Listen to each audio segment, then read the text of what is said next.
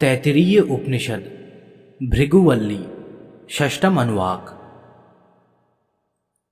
इस बार भृगु ने पिता के उपदेश पर गहरा विचार करके यह निश्चय किया कि आनंद ही ब्रह्म है। ये आनंदमय परमात्मा ही अन्नमय आदि सबके अंतरात्मा है। वे सब भी इन्हीं के स्थूल रूप हैं। इसी कारण उनमें ब्रह्म बुद्धि होती है और ब्रह्म के आंशिक लक्षण पाए जाते हैं, परंतु ब्रह्म के लक्षण आनंद में ही घटते हैं, क्योंकि ये समस्त प्राणी उन आनंद स्वरूप परब्रह्म परमात्मा से ही सृष्टि के आदि में उत्पन्न होते हैं। इन सबके आदि कारण तो वे ही हैं, तथा इन आनंदमय के आनंद का लेश पाकर ही ये सब प्राणी जी रहे हैं। कोई भी दुख के साथ जीवित रहना नहीं चाहता।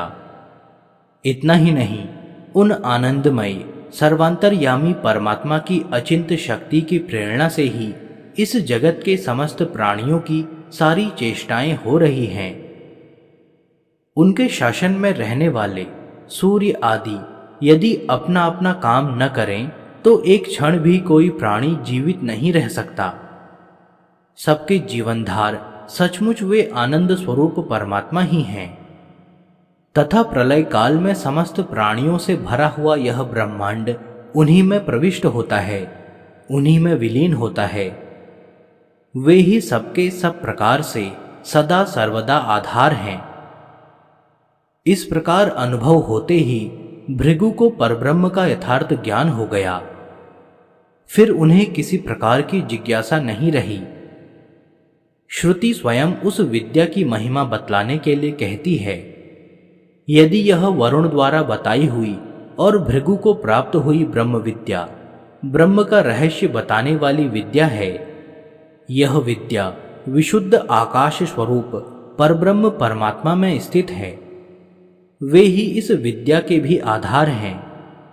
जो कोई मनुष्य भृगु की भांति तपस्या पूर्वक इस पर विचार करके परमानंद स्वरूप परब्रह्म परमात्मा को जान लेता है, वह भी उन विशुद्ध परमानंद स्वरूप परमात्मा में स्थित हो जाता है।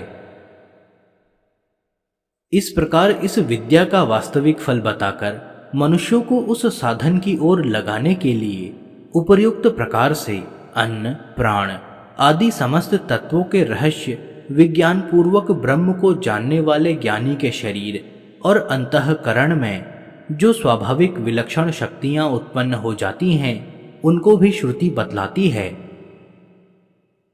वह अन्नवान अर्थात नाना प्रकार के जीवन उपयोगी भोगों से संपन्न हो जाता है और उन सबको सेवन करने की सामर्थ्य भी उसमें आ जाती है, अर्थात उसके मन, इंद्रियां और शरीर सर्वथा निर्विकार और निरोग हो जाते हैं।